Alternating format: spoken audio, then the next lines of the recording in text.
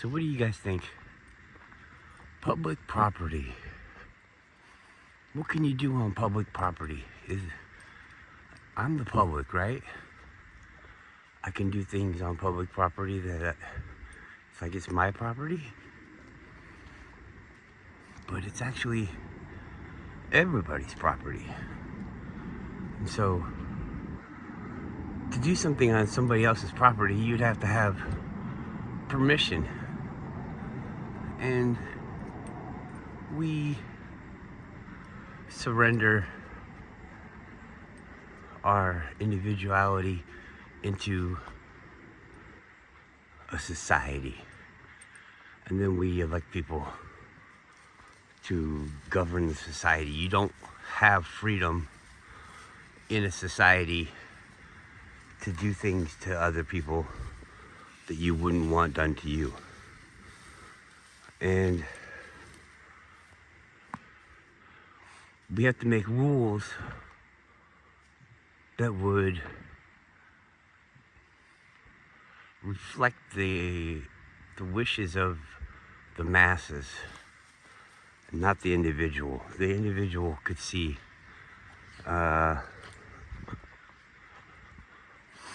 mushrooms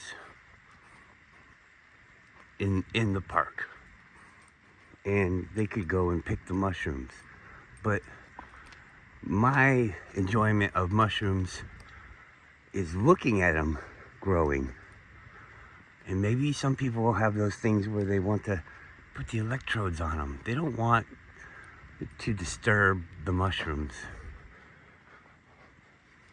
Some people, like the way that I'm talking when I remove those from the trail, maybe some people like those. And I'm actually breaking the rules.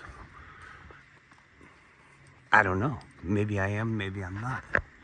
Maybe most people don't like those and they say that they don't mind. So the majority says, go ahead and remove those from the thing. But if you were somebody that picked mushrooms, then you're just inviting a conflict unless you manage the way that the mushrooms are picked. And you could really, mess it up if, 10 different people are picking the mushrooms, making the mushrooms go away.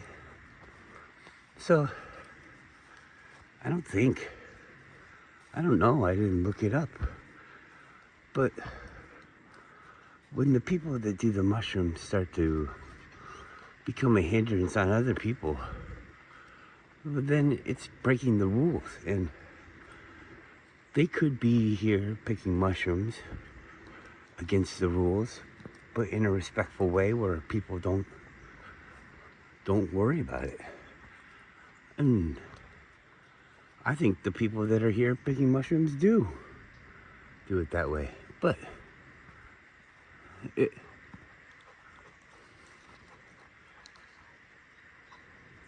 I guess it's just up to whoever encounters the situation. If I was the type of person that didn't like it, then maybe I would have legal grounds to have those people cease and desist. You cannot do that anymore. You have to stop doing that.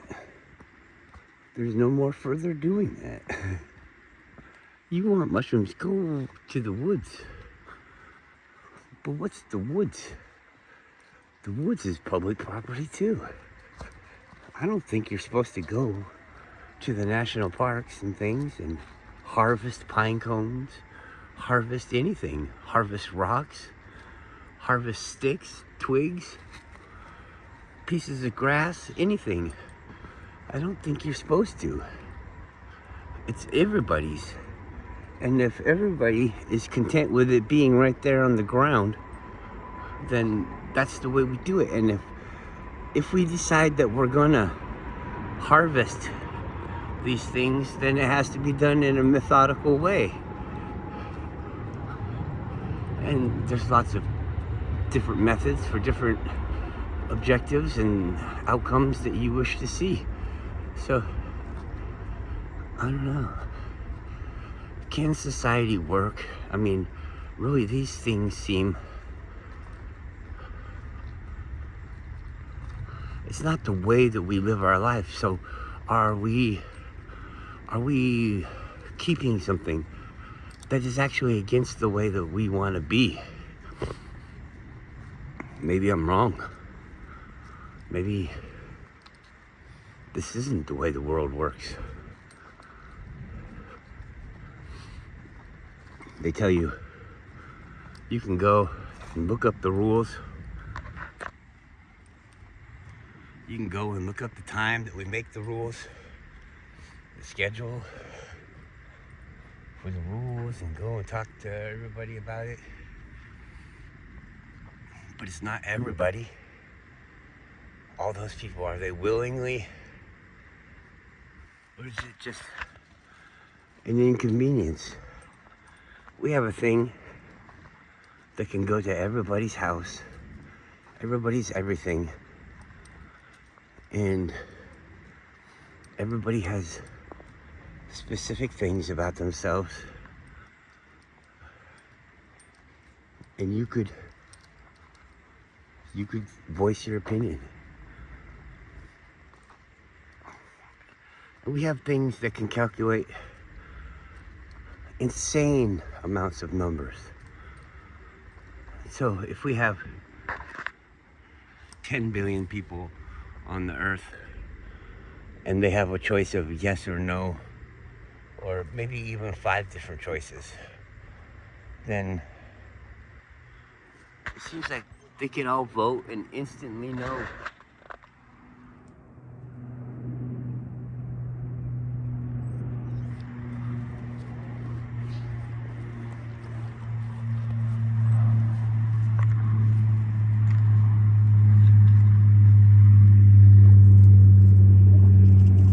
I think that's one that you can eat.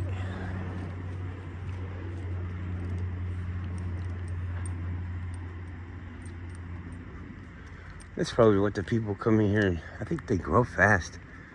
There's people in here every day. Look at all these mushrooms.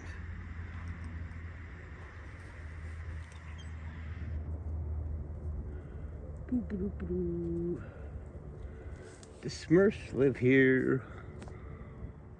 If you can eat those, they're looking pretty good. If you can't, the bugs are gonna be happy. Some of them just jump right out. I don't know. Is it bad to pick a flower? You're walking along in the forest and you see the most beautiful flower ever. You can't pick it, can you? That's wrong. But if there's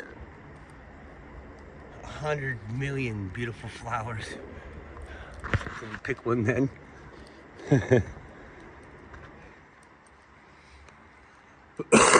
What's the point?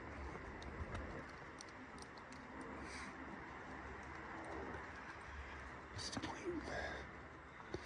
If you like the flower, instead of picking it, what you should do is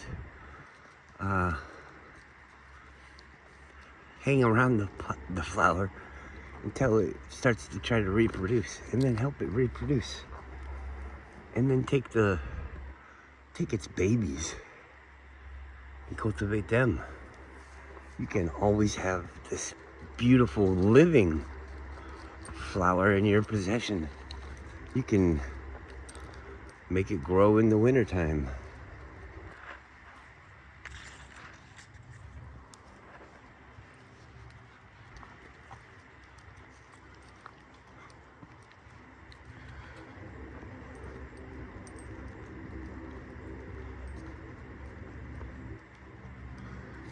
So I'm walking along, enjoying myself, talking to nobody. It's like talking to myself. This is my inner monologue on the outside. I'm sharing it with all you. Would I like to see some other land? No. Why?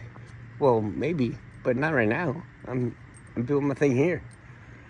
This is the land that's right by my house. So I could get in a boat and, you know, go thousands of miles away and see some land. And I'm not calling anybody that wants to do that. I mean, that's your story. It's not my story. I would love to hear about your story. And maybe I would be like, oh, that story is so cool. I want a story like that of my own. And I would set out to make that story. But I come here every day. This land is just fine. Some people tell me that there's too many of us. Who would ever think that there's too many of us? I mean, like, I expect too many. Like, I turn around and there's 10 people there that I don't know. Is that too many? Because when I go downtown, where all the businesses are and where the things are, the attractions for people, when I go downtown, there's more than 10 people. Well, some days. More than 10 people around that I don't know. Do we not want that?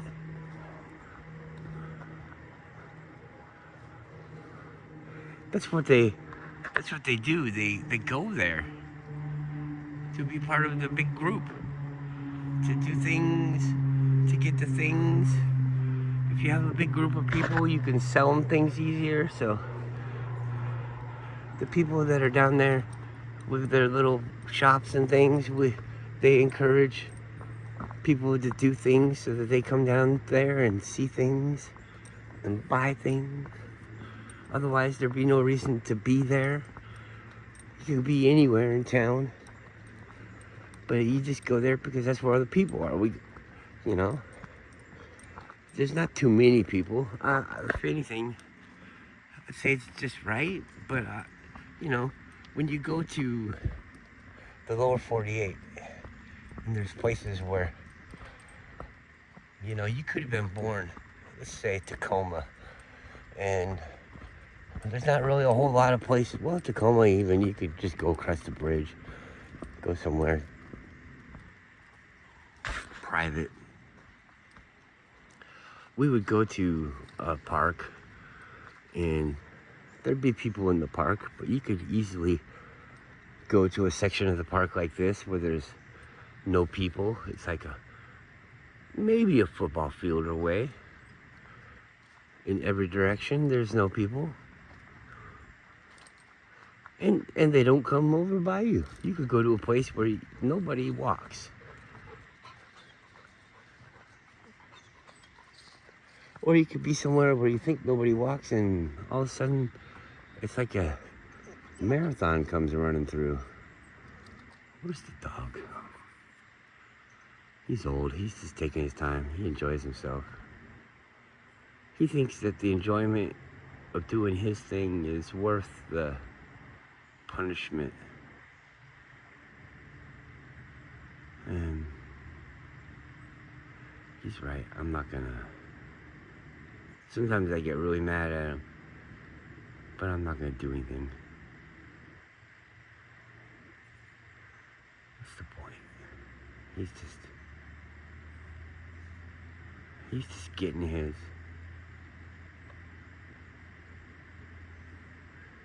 Every day gets up, goes for a walk, and smells all the things from far away.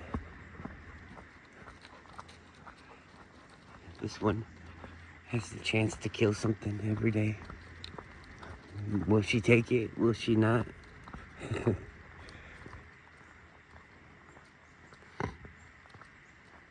It's not an obsession with her, but it is a priority. And I wonder what, is it when she smells one, she has to kill it? Or does she smell one that's a bad mouse, bad bunny?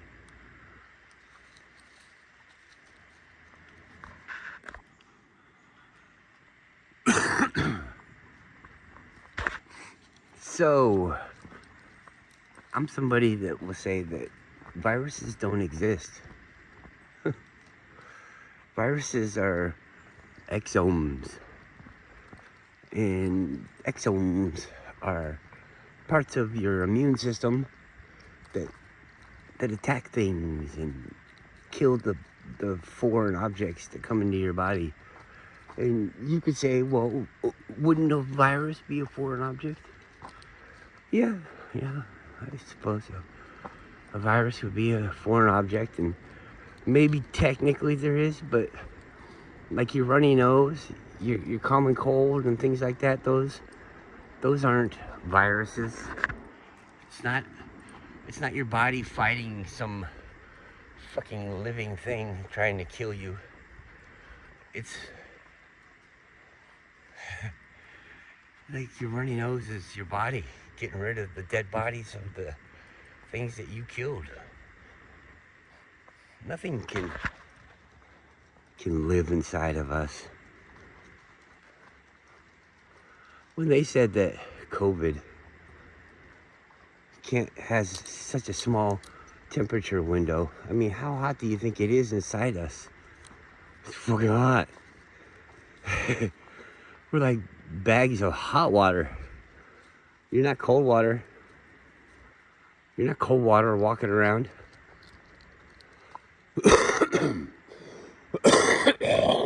Oh yeah.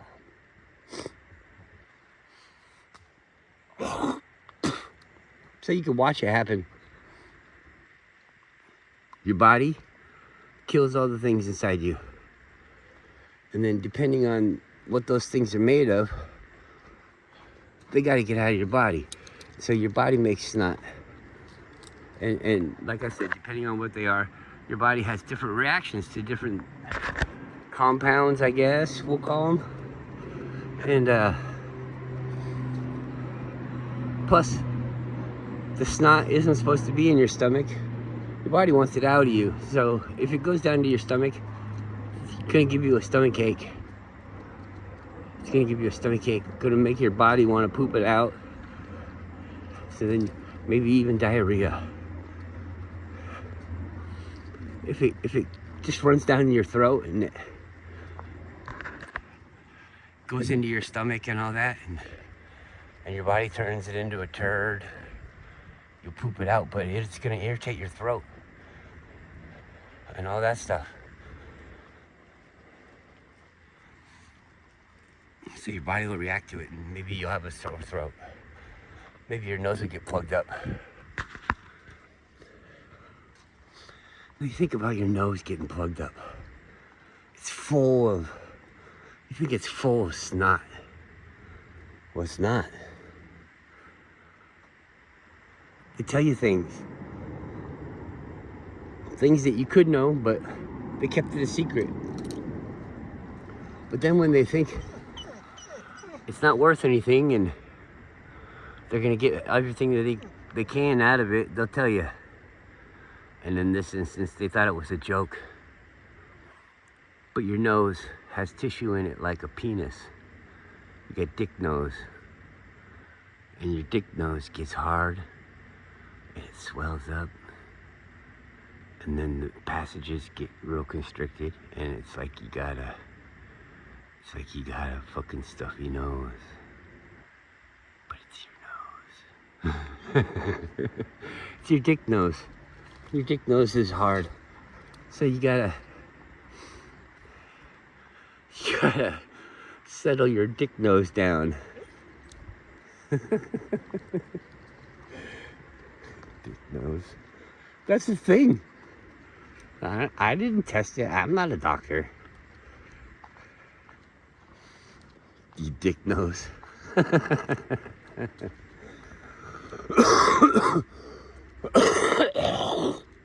Oh yeah. And so I had a runny nose and all that, and I just knew. I was trying to stay on top of spitting it out and blowing my nose as much as I could, but you get these processes where you you gotta stand in front of the sink and cut chicken. You gotta do this or that. You can't be playing with your sickness. It's not a sickness with your with your foreign object. I don't know. Let's do a farmer one.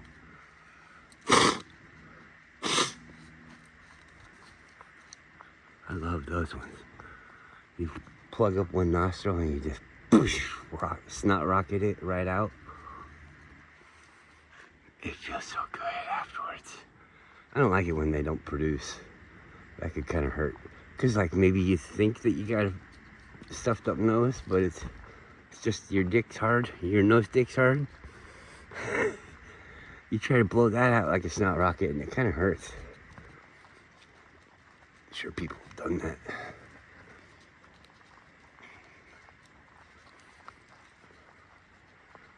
Yeah, so weird, huh? What a weird day. Why am I talking about this? It just seems like people aren't really on the same page as me. You know, you think the earth is flat and that's that. Everything else is real. There's no fucking nuclear weapons. It's not that they don't know how radiation works, radioactive material works, it's that you don't. I'm serious, like, other people, you can. I'm not saying you can't know. You can know, but you don't. So anyways, I saw, and it means what it means. I don't have time to explain it all to you, but I saw how to build a nuclear reactor, how to make the radioactive material, how to do all of that fucking bullshit. And they said that depending on the size of it, you could run a whole city, your whole neighborhood, just your house, whatever the fuck you want. I saw that on YouTube back before they did the big scrubbing where there's none of this shit on how to do things, how to do good things. Now that everything that you gotta do is like, well, first what I do is I go to the store and I buy this, and then I buy that, and then I buy this, and then I mix it together. Bitch, they didn't do the factory. They just said, we'll just put all the products out there that people can do their own labor for their own subpar project. And it's probably on stuff that's so complicated to make that you can't fucking do a good job of it. So they're just lessening your possibilities. Anyways, I'm getting distracted. Look at the size of this one.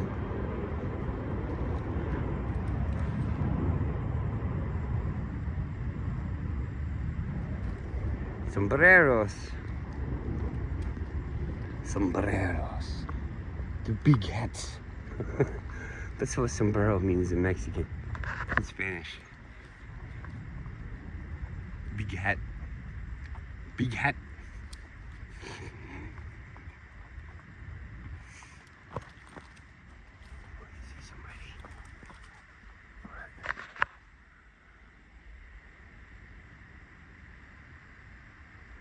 Here they come.